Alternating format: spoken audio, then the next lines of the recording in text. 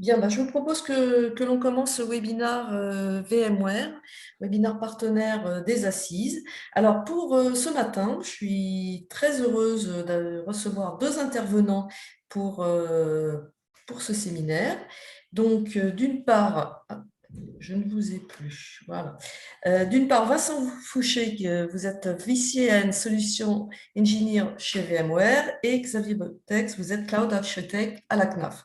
Alors, le sujet de ce webinaire, c'est comment la DSI intègre la sécurité en devenant fournisseur de services cloud pour les métiers. Et ce qui est particulièrement intéressant ce matin, c'est qu'on a un retour, un témoignage client, un retour d'expérience, donc avec Xavier Botex qui travaille à la CNAF.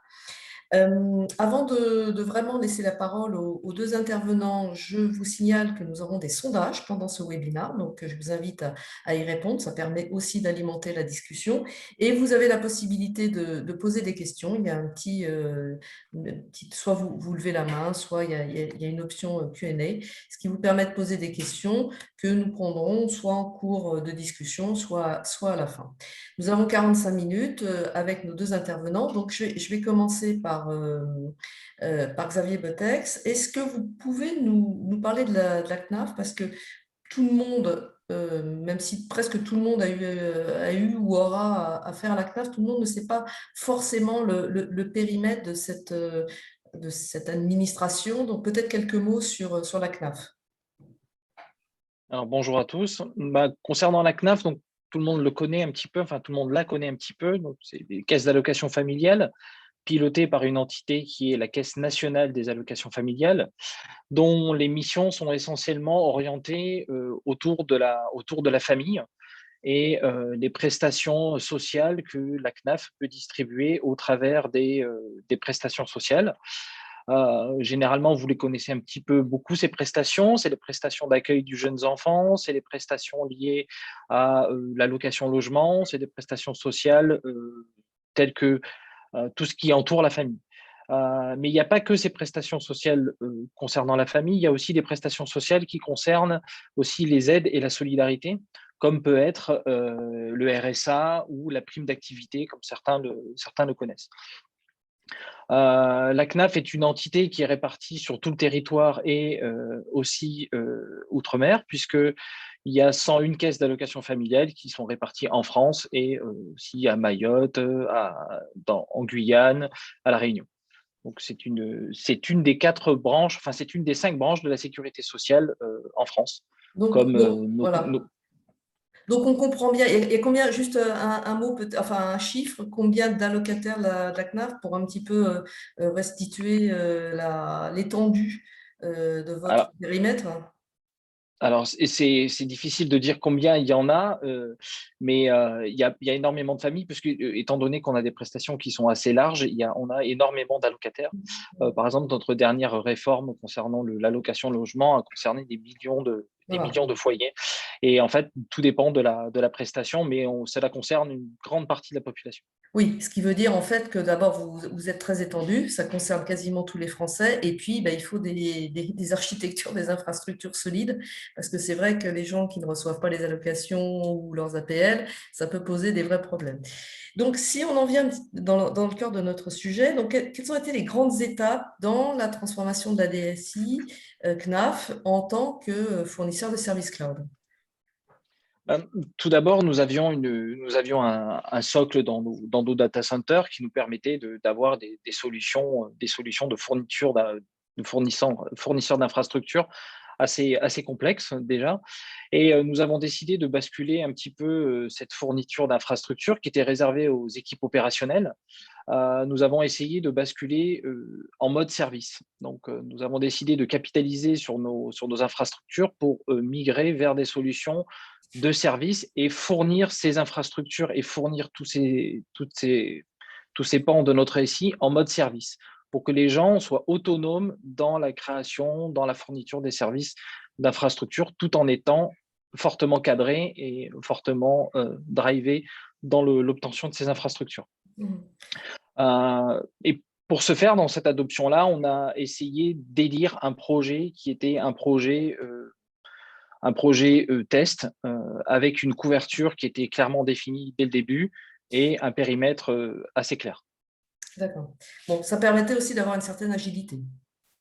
C'est ça. Ça nous permettait aussi de rentrer dans une phase de service, c'est-à-dire de déléguer certaines actions à plutôt des clients plutôt que ce soit toujours les mêmes équipes opérationnelles qui les fassent. Mm. Donc, ça a été d'abord une modernisation des data centers. Ça a été une Oui. des phases du processus. Peut-être nous raconter un petit peu comment ça s'est, quelle a été votre démarche. Dans la modernisation des data centers, ça a été tout d'abord adopter des pans de nouvelles technologies. Hein. On va en parler après directement. Ça a été adopter des nouvelles technologies comme tout ce qui est l'infrastructure as a code, développer les technologies de réseau, de micro-segmentation et d'essayer d'assimiler ces technologies pour pouvoir en fournir des services dédiés aux différents clients de la DSI, aussi bien les clients opérationnels que d'autres types de clients. D'accord. Alors peut-être que pour poursuivre sur ce sujet, Vincent, donc Vincent Fouché, hein, pour VMware, vous avez un petit sondage à nous soumettre. Oui, en effet. Avant que Xavier nous partage un petit peu son approche sécurité dans l'évolution du data center, je vous propose un petit sondage sur un petit peu quelle est votre politique de sécurité au sein de vos data centers. On n'est pas exhaustif, on a cinq propositions. Je vous laisse choisir celle qui correspond le mieux, c'est un choix unique, celle qui correspond au mieux à ce que vous avez mis en place, soit uniquement du périmétrique avec plus ou moins d'intelligence, c'est les deux premières propositions, ou ce qu'on va voir, hein, pour ne pas dévoiler un petit peu la suite, c'est une approche de segmentation plus ou moins forte là-dessus, ou pas de sécurité. J'espère que il n'y a pas trop de monde qui va dire aucune là-dessus. Voilà, je vous laisse encore Oui, quelques secondes parce quelques que je pense secondes. que les connexions se font un petit peu. Je pense qu'il y a eu un peu de mal à se connecter au début du webinaire. Donc je laisse encore 10 secondes pour avoir Oui, la petite encore 10 minute. secondes. Et puis de toute façon, on laissera peut-être tourner un petit peu le sondage pour que les arrivants puissent, enfin, si vous voulez, puis on peut le reprendre dans 2-3 minutes après, si vous voulez, Vincent. Ok, ou je peux le laisser et puis on peut continuer avec Xavier notre échange. Voilà. Ok. Donc, n'hésitez pas à répondre au sondage. Quelle sécurité réseau avez-vous adopté pour vos data centers? Donc, cinq choix en espérant que la dernière ne figure pas dans vos choix. Ou alors, il faut vraiment aller très vite voir les Venez nous fournisseurs. voir. Venez nous Voilà, voir. allez voir VMware. Exactement. Xavier, je vais continuer avec vous. Alors, donc vous avez fait le choix de solutions VMware, NSX. Alors d'abord peut-être nous expliquer, parce qu'on n'a pas tellement parlé de l'historique entre la CNAF et VMware. Je ne vais pas dire que c'est une vieille histoire, mais et pourquoi le choix de ces solutions, comment elles ont pu répondre à vos besoins, à vos attentes, et notamment et surtout en exigence de sécurité. Comme je l'ai dit en introduction, nous avions déjà capitalisé dans nos data centers sur des solutions VMware historiques. Hein. Nous avions la stack VMware vSphere qui était très déployée dans nos data centers. Et lorsque NSX est arrivé, nous avons voulu regarder cette stack supplémentaire parce qu'elle commençait à présenter quelques intérêts non négligeables, comme les intérêts liés à la microsegmentation et la possibilité de définir un petit peu des réseaux as a service, être en capacité de fournir des réseaux quasiment à la demande, avec une flexibilité et surtout une automatisation qui pouvait être très forte. Après, côté sécurité, on a aussi beaucoup regardé côté NSX parce que ça nous permettait d'obtenir une chose qui est difficile à obtenir aujourd'hui en data center, c'est-à-dire une visibilité et un contrôle des flux que l'on appelle est-ouest, c'est-à-dire au sein même du data center. Comment je suis capable de visualiser qu'une machine A communique avec une machine B alors qu'on est sur le data center. Historiquement, on avait plutôt un réflexe de dire que nous allions surveiller ce qui rentre et ce qui sort du data center, ce qu'on appelle les flux nord-sud, mais on avait très peu de visibilité sur le est-ouest. Et donc, les solutions NSX nous ont permis d'amener cette visibilité et cette réponse de sécurité aussi, puisque nous sommes capables par simple provisioning et simple gestion d'infrastructure, de pouvoir ouvrir des ports ou fermer des ports sur la partie firewall distribuée que propose NSX. Donc, une vision holistique quand même de vos réseaux. Oui, on a une vraie visibilité maintenant des flux, on a un vrai contrôle aussi.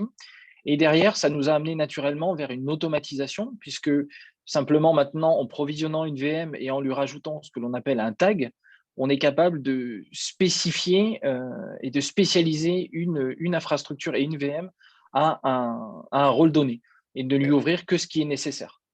D'accord. Alors, merci Xavier. Vincent, alors avant que vous nous parliez un petit peu du côté VMware et votre approche de l'intrasec security, est-ce qu'on peut avoir les résultats du sondage? Est-ce que ça vous rassure? Ça me rassure, oui, on a encore du travail à faire avec nos clients. Grosso modo, allez, la moitié reste sur une sécurité périmétrique et il y a un petit tiers qui a commencé à faire de la segmentation. Maintenant, la micro-segmentation avancée, ce que Xavier et les équipes neufs ont mis en place, ça représente 15-20% du sondage. Alors, tout le monde n'a pas répondu. Donc, je vais mettre fin au vote et on y reviendra, mais ça donne une bonne visibilité que Oui. la micro-segmentation a encore de l'avenir et doit renforcer les data centers de nos clients là-dessus. On y reviendra aussi Oui. avec Xavier tout à l'heure. Alors, côté VMware, peut-être quelques mots aussi sur votre approche, comme je disais, d'Intrinsic Security pour renforcer la sécurité des data centers. Oui, tout à fait. Bon, Xavier a déjà présenté là-dessus et je partage juste un petit slide qui illustre vraiment ce que Xavier vient de présenter, c'est-à-dire que on vient prendre l'intelligence de sécurité qui habituellement on le mettait en périmétrie des data centers et on vient le distribuer sur l'ensemble des assets du data center, c'est-à-dire on est vraiment embarqué, c'est marqué built-in, on est vraiment embarqué, donc distribué sur l'ensemble des hyperviseurs du data center. Alors, on supporte bien sûr les hyperviseurs VMware, mais on est complètement ouvert. On est capable de supporter d'autres hyperviseurs et on s'ouvre même pour aller embarquer cette fonction sur des serveurs physiques là-dessus. L'objectif, et ce que disait aussi Xavier, je renforce un peu ce qu'il vient de dire, c'est d'avoir une vision, c'est le troisième point, une vision globale de tout ce qui se passe sur le réseau là-dessus. Lorsqu'on utilise une approche, on va dire, basée sur des appliances, on n'a qu'une vision partielle. On ne peut pas voir chaque conteneur, chaque VM, chaque serveur physique dans son data center. Si on est distribué, on a cette capacité.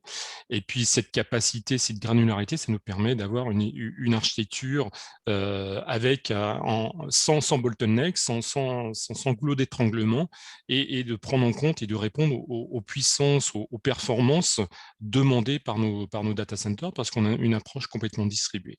Et puis un dernier slide qui illustre vraiment l'approche que CNAF a mis en place dans son data center. On est dans les hyperviseurs, on est au plus proche des applications, donc on a une vraie vision, une vraie cartographie applicative. On met en place des règles de sécurité holistique ou agnostique à l'infrastructure. Donc, on est interdépendant, on est agnostique à l'infrastructure réseau. Donc ça nous permet, NSX, de répondre à la fois dans les DC on-premise, mais aussi d'aller sur du cloud public. Et puis après, ce qu'a fait CNAF, c'est définir ses propres politiques de sécurité, plus ou moins macro ou micro, selon des arguments logiques de chaque, vous voyez sur l'exemple, de VM ou conteneur de main ou serveur physique que vous voyez au milieu du slide là-dessus. Donc voilà notre approche.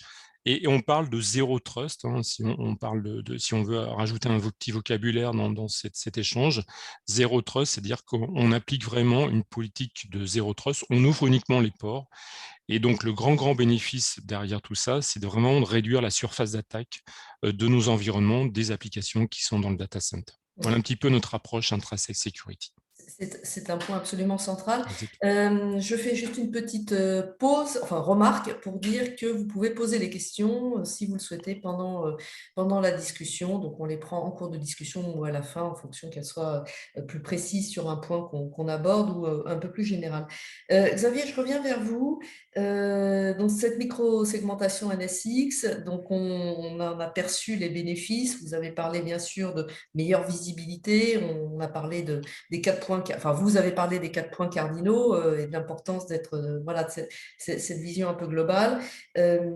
Bien sûr, il y a aussi, il y a deux mots qui sont importants également, c'est l'agilité et l'automatisation pour replacer tout ça dans votre cadre. Alors, l'automatisation est quelque chose qui nous tient fortement à cœur aujourd'hui parce que grâce à l'automatisation, on arrive à avoir un ROI sur nos infrastructures qui est quand même assez conséquent. Donc, effectivement, on a fortement automatisé au travers d'un portail de provisioning. On a fortement automatisé cette mise en place de la sécurité. C'est-à-dire que la sécurité, on l'a construit by design directement en échangeant avec les projets sur ce qu'ils veulent en termes de gestion de flux et on l'implémente directement. Et comme on implémente ce modèle, ça veut dire que directement après, toutes les autres infrastructures qui hériteront ce modèle auront déjà la sécurité posée. Et il n'y a plus d'interaction avec les équipes sécurité ou les équipes réseau pour faire du on-demand. Ah bah tiens, j'ai rajouté une nouvelle machine dans ce cluster, il faudrait que tu ouvres les ports parce que voilà l'adresse IP.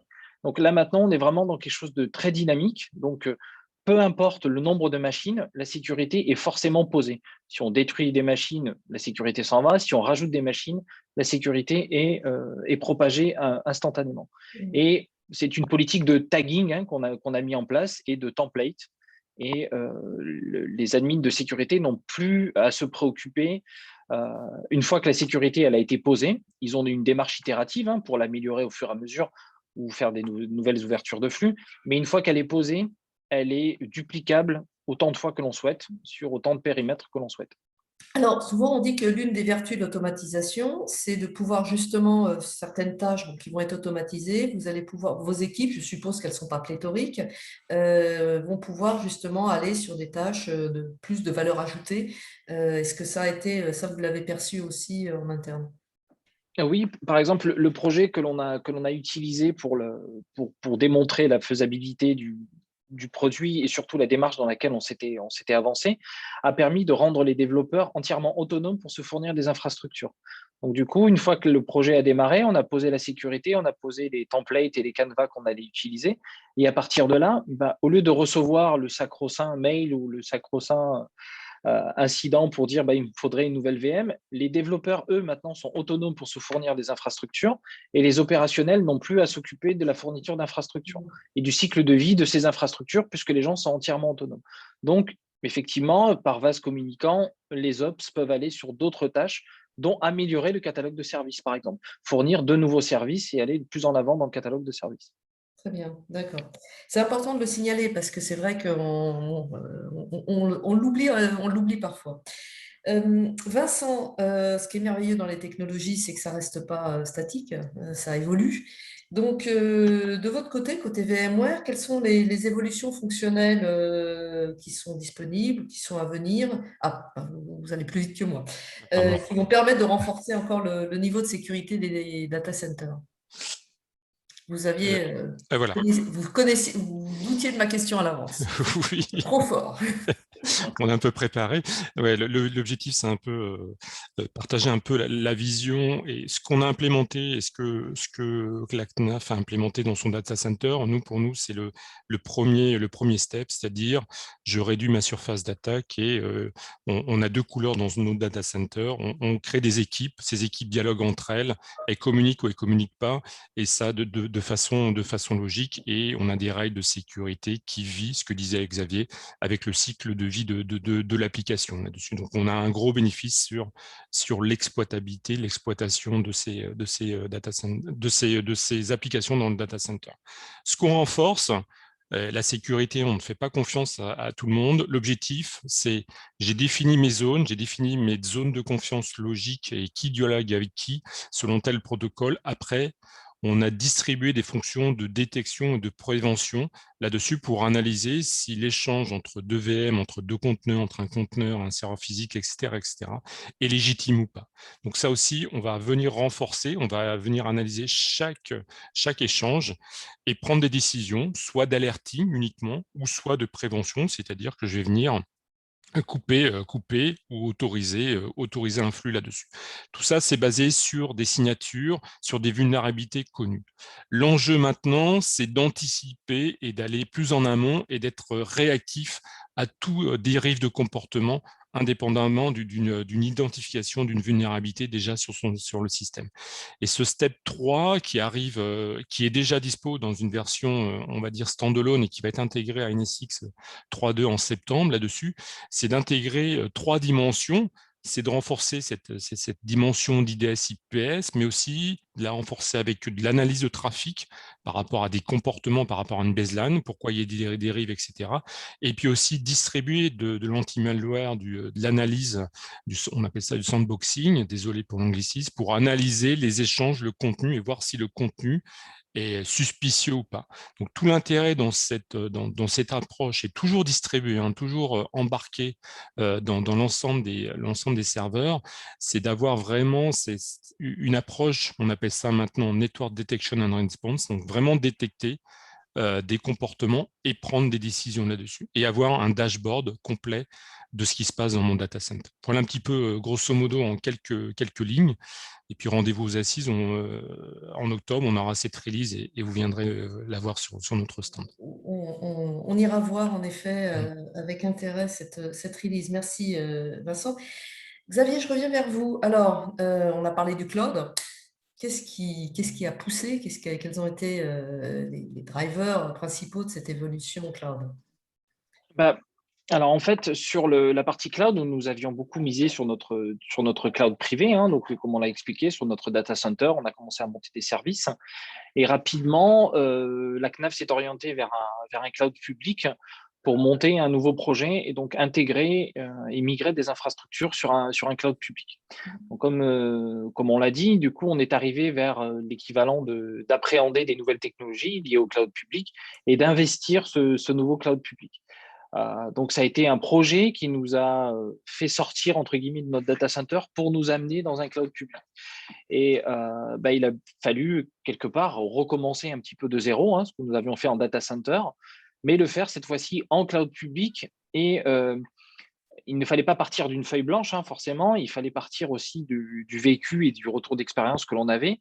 Donc, on a appliqué à minima les mêmes paramètres de sécurité que l'on voulait mettre sur le cloud public que ce qu'on avait en data center, tout en rajoutant une petite couche de sécurité supplémentaire, puisque, comme tout le monde le sait, quand on est en cloud public, c'est pas qu'on est moins sécurisé, c'est qu'on a beaucoup plus de surface d'attaque et on a beaucoup moins le droit à l'erreur que quand on est en data center. Donc, il faut être beaucoup plus vigilant et donc appliquer, être beaucoup plus strict dans l'application de la sécurité. Et justement, ce choix, est-ce qu'il a fallu évangéliser? Qu'est-ce que vous avez mis en avant comme argument?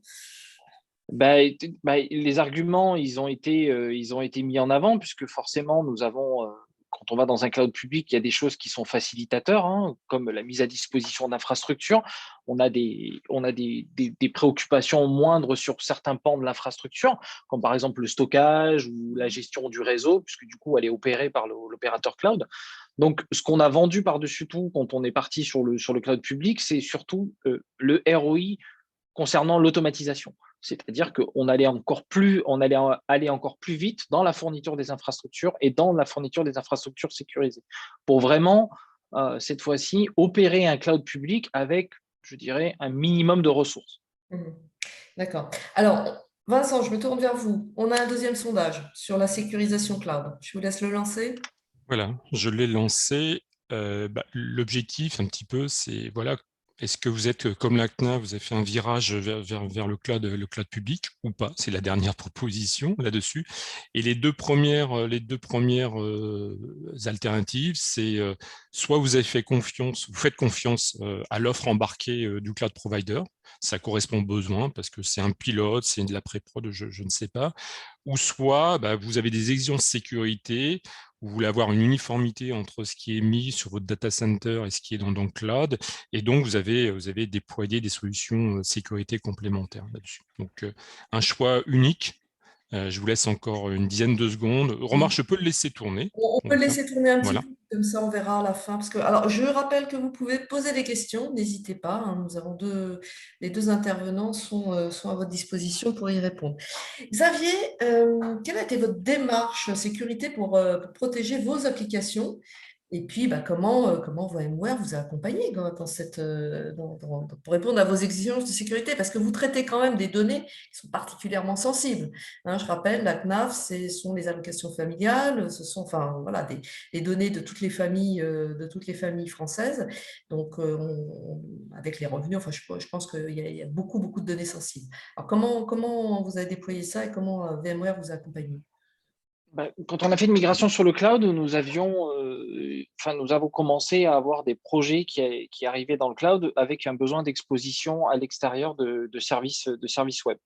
Historiquement, à la CNAF, on exposait nos services web que depuis notre data center uniquement. Quand on est arrivé dans le cloud, il a commencé à se poser la question de comment exposer des services web dédiés, cette fois-ci dans un cloud public. Et pour répondre à la question, on a décidé de mettre en place les mêmes briques de sécurité, de contrôle des flux au niveau réseau, mais aussi de rajouter des briques de sécurité concernant des firewalls applicatifs et du load balancing avancé, des firewalls applicatifs pour nous aider à sécuriser les applications qui allaient être exposées au travers de ce cloud. Et quand on a fait la prospective pour essayer de trouver une solution, on a voulu tester la solution de VMware qui s'appelle NSX Advanced Balancer et anciennement Avi Networks, qui nous permettait d'avoir une solution se rapprochant de la philosophie cloud, une solution qui était une solution de WAF intégrée, donc de firewall applicatif intégré à ces solutions-là. Et on a mis ça en place pour l'exposition de nos services web et la sécurisation de nos services web. D'accord. Alors justement, Vincent, peut-être rentrer un peu dans le détail des capacités fonctionnelles de votre solution WAF, des solutions WAF disponibles dans vos solutions. Tout à fait, merci. Hop, je suis un peu en retard cette fois-ci. J'essaie de mettre voilà, Bon, le Mac a un peu du mal. le timing est parfait. Ok, voilà, oui, donc la plateforme NSX Advanced Load Balancing, donc c'est une intégration d'Avi Networks dans le portfolio VMware. Elle peut être consommée soit en l'intégrant NSX dans un data center, comme on le voit à gauche, ou soit complètement indépendant. Je viens déployer cette brique, quel que soit mon choix, on-premise ou sur des clouds publics. C'est ce qu'a fait aujourd'hui la CNAF. On est plutôt sur une approche sur un déploiement sur un cloud aujourd'hui. Donc c'est vraiment une vraie fabrique, ce qui les différencie des offres concurrentes. C'est une vraie fabrique et qui va permettre d'implémenter énormément de services. Et deux services importants qui a été mis en avant par la CNAF. Un, c'est la partie sécurité. Je ne vais pas rentrer dans le détail, on n'a pas le temps, de toute la richesse fonctionnelle sécuritaire, du plus simple, d'une simple filtrage, d'une authentification, jusqu'à vraiment la sécurisation des applications, et comprendre une application et la sécuriser, ce qu'on appelle le WAF, le Web Application Firewall. Mais le point important peut-être pour les équipes NAF, c'est la brique verte, c'est d'avoir des analytics derrière, d'avoir du reporting, d'avoir des tendances. Est-ce que je suis attaqué? Comment? Avoir des tendances, qui vient se connecter et quel est mon niveau de sécurité par rapport à ces applications. Donc ça, c'est vraiment essentiel dans la gestion d'une plateforme de sécurité, c'est d'avoir toute cette brique verte. Et tout ça, c'est lié un peu à l'architecture qui est complètement distribuée. Encore une fois, c'est qu'on a un vrai control plane qui va venir piloter l'ensemble de nos instances. Et la sécurité, ça a un coût, mais ça a un coût au niveau performance, au niveau ressources. Et si on a besoin de ressources à la demande, on peut renforcer les instances et prendre en compte des pics d'activité à la demande et en temps réel, sans avoir à refaire ou à repenser une architecture. Ça aussi, c'est un grand bénéfice et ça a été un des choix de la CNAF là-dessus. Voilà pour la présentation côté avis. D'accord, merci Vincent. Xavier, je vous redonne la parole. Avant Vincent, Oui. vous avez les résultats du sondage. Oui, voilà, très bien. Voilà. Ouais. Bon, alors 50% des personnes qui ont répondu ne sont pas encore passées sur le cloud, donc il y a encore ce qui est peu compréhensible. Hein, c'est un mouvement, 50% restent encore dans leurs assets privés et je pense les modernisent. Et les 50 restants, il y en a 20 qui font confiance au cloud provider et qui est 30, bon, ça vient de changer, et 30 qu'on fait un peu la démarche comme CNAF qu'on rajoutait des briques fonctionnelles pour renforcer la sécurité. Parce que je pense que l'enjeu là-dessus, c'est d'avoir la maîtrise de la sécurité des assets, des applications qu'on va déployer dans ces cloud providers. Voilà un petit peu. Peut-être qu'après ce webinaire, le 30% va évoluer. Et Là, va... je suis passé à 33, donc peut-être c'est une bonne tendance. Mais je vais mettre fin au sondage. En tout cas, merci. D'accord. N'hésitez pas à poser des questions Oui. pour Si la vous fin avez de des la... questions, et puis si vous nous en... Ah, il y a une question, il y a une question. Question pour Xavier. Les solutions VMware présentées sont-elles appliquées sur l'ensemble de votre SI ou uniquement sur un périmètre réduit? Alors, sur la partie NSX, c'est sur l'ensemble de notre data center.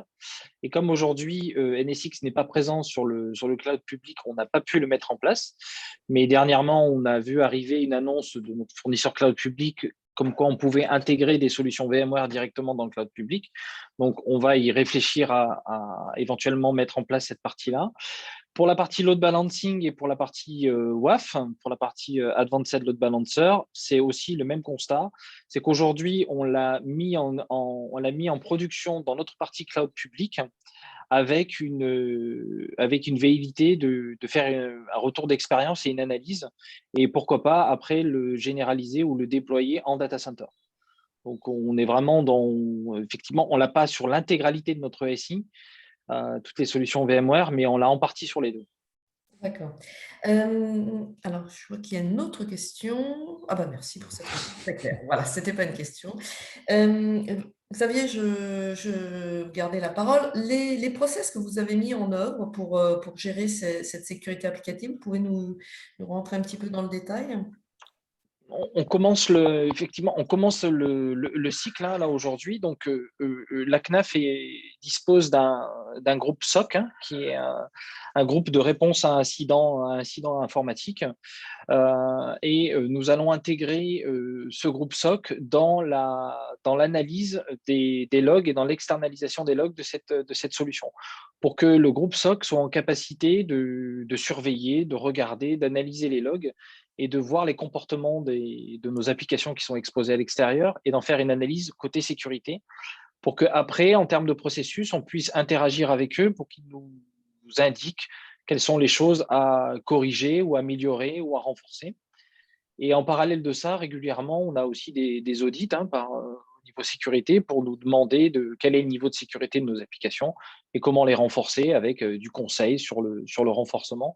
Mais là, aujourd'hui, effectivement, on a le produit, et c'est un petit peu ce qui se passe sur même les produits NSX, c'est qu'on a un produit et beaucoup d'acteurs qui peuvent graviter autour et beaucoup d'acteurs différents dans des process différents qui peuvent graviter autour. Mais là, pour la partie sécurité applicative, on oriente vers une collaboration avec les équipes de sécurité de la CNAF. D'accord. Alors justement, la question suivante que j'avais, c'était sur la montée en compétences des équipes. Comment vous avez accompagné les équipes? Tout à l'heure, on a vu les vertus de l'automatisation. Là, dans ce contexte, comment ça s'est passé pour la montée en compétences, l'exploitation des solutions déployées? En fait, on participe toujours, enfin, on fait toujours le même principe, c'est-à-dire qu'on déploie avec une équipe, une sorte d'équipe produit, qui va partir un petit peu en avant-garde sur les produits. On définit les process et très tôt dans les process, on essaie d'intégrer les futures équipes opérationnelles pour qu'elles soient formées quasiment en même temps que les équipes montent en compétences. Donc, on est dans une démarche vraiment très collaborative. On appelle ça une démarche de binomage, où en fonction des cas d'usage et quand on a atteint une certaine maturité sur les produits, on commence très rapidement à transférer les compétences vers les équipes pour qu'elles soient en autonomie dessus, et on les laisse autonomes sur les solutions, et surtout, on les laisse être itératifs avec nous, c'est-à-dire nous proposer des améliorations, parce que quand on propose ce genre d'infrastructure, on pense avec notre propre prisme de dire ça, ce serait intéressant d'avoir, mais on a les équipes opérationnelles ou peut-être les équipes SOC qui vont vouloir plus de tableaux de bord ou plus de remontées différentes, et on s'adapte en fonction des clients qui demandent des évolutions. D'accord. De votre côté, Vincent, comment vous accompagnez vos clients, justement, enfin les équipes de vos clients dans cette montée en compétences? En complément des équipes commerciales, je suis plutôt côté commerce, où avec Xavier, on a fait, si je parle du dernier projet à vie, on a fait une phase de POC pour évaluer la solution et montrer qu'elle correspondait aux besoins de la CNAF. Après, on rentre dans une phase de déploiement. Donc là, on a deux types d'équipes. Une équipe plutôt orientée build. Donc, ce sont des consultants qui accompagnent le client dans le design, dans l'audit, dans la configuration, dans la montée en compétences et du conseil autour, par exemple, le WAF, qui est quand même, on va dire, structurant. Là, on vient aider les équipes NAF. D'ailleurs, je pense que c'est en cours. On a même un peu changé notre méthode de travail parce qu'on avait un time to market un peu serré côté CNAF. Donc, c'est plutôt les équipes NAF qui ont commencé à déployer l'outil à vie. Et là, on revient, on fait un peu du reverse engineering, mais ça montre qu'on s'adapte, on vient accompagner nos clients dans ce reverse engineering et de mettre en place des best practices pour assurer ces fonctions de sécurité. Ça, c'est la vie du projet. Après, on a la vie au quotidien, l'exploitation. On parlait du périmètre VMware qui est à la fois dans le DC et dans le cloud. Donc là, on accompagne nos clients avec un point d'entrée, on appelle un TAM, un Technical Account Management, qui est le point d'entrée VMware pour toutes les solutions qui sont déployées, pour avoir un suivi, être à l'écoute du client, gérer des crises, des dysfonctionnements si besoin, s'il y a besoin, des évolutions à prendre en compte et tout ça. Donc, on a aussi cette partie run qui est suivie avec une personne qui représente VMware au sein de la CNAF là-dessus. Donc, deux axes, build et run. D'accord, merci. Alors, il nous reste 5 petites minutes, donc si vous avez des questions, n'hésitez pas. Je vais vous demander un petit mot de conclusion. Donc, Xavier, d'abord, peut-être vos projets. On a parlé tout à l'heure des évolutions via le cloud public et des solutions de VMware. Oui, ce sont quoi vos projets? Qu'est-ce que vous allez vers où là maintenant? On va toujours plus loin, comme on dit, on est contraint et forcé d'aller toujours plus loin. Donc, on continue. En fait, là, on est dans une phase sur l'adoption de notre premier cloud public. On est vraiment dans une phase aujourd'hui de consolidation. C'est-à-dire qu'on est parti en prod. Donc maintenant, on est un petit peu dans une démarche agile, hein. On est un petit peu dans un nouveau sprint, mais qui est un sprint de consolidation. Et du coup, on accueille aussi des nouveaux projets. C'est-à-dire qu'on a posé le socle, on a posé les bases. Et là, aujourd'hui, on est attentif à tout projet qui souhaite intégrer le cloud. On leur fournit un socle d'exécution, on va leur fournir une roadmap pour pouvoir intégrer le cloud et accéder au catalogue de services. Pour le data center, c'est pareil. On monte notre catalogue de services, on l'enrichit au fur et à mesure pour que ça aille de mieux en mieux. Et là, côté CNAF, on a ouvert notre deuxième cloud public pour un autre projet. Donc, on commence à avoir une stratégie un peu multi-cloud dans lequel on va aussi respecter les mêmes principes de sécurité, cette fois-ci dans un autre cloud public. Et si ce cloud public a besoin de WAF ou a besoin de load balancer, on étudiera notre retour d'expérience là-dessus pour voir qu'est-ce qu'on met en place comme solution. Mais on est toujours dans une trajectoire d'adoption du cloud public, de généralisation, tout en ayant vraiment une approche itérative et d'amélioration quand même de ce qu'on a fait. On sera content peut-être d'avoir votre témoignage aux assises, alors si on a la possibilité. Merci Xavier. Et Vincent, de votre côté, un petit mot de conclusion de ce webinaire très riche et très intéressant. Oui, on est toujours à l'écoute de nos clients, donc on suit la CNAF et d'autres clients pour être à l'écoute de leur transformation et répondre techniquement et technologiquement et au niveau service à prendre en compte ces nouveaux besoins.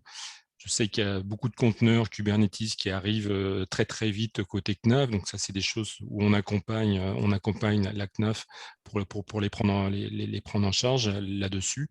Après, côté sécurité, où VMware est peut-être moins connu, sachez que voilà, l'offre est très riche. L'offre vient vraiment renforcer vos plateformes, que ce soit vos plateformes internes ou dans le cloud, comme on a pu le voir avec la CNAF et Xavier ce matin. On est venu renforcer leur politique de sécurité et surtout l'automatiser. Et sur le cloud, c'est pareil. Et on sera ravi d'aider Xavier sur son troisième cloud et faire du load balancing inter-cloud avec la solution qu'il connaît déjà. Donc, Bon, je suis ravi que la collaboration va continuer. le message est passé. Très bien. Écoutez, je vous remercie tous les deux. Ces échanges étaient vraiment très riches, très intéressants. Je rappelle à toutes les personnes qui nous vous qui nous écoutent. Donc, vous pourrez, de toute façon, VMware est à votre disposition, bien sûr, pour les questions. Vous pourrez réécouter ce webinaire puisqu'il a été enregistré. Eh bien, je vous donne rendez-vous aux assises, en tout cas. Merci à tous les deux et puis à bientôt. Merci. Merci à tous. Merci à vous. Bonne journée. Au revoir. Au revoir.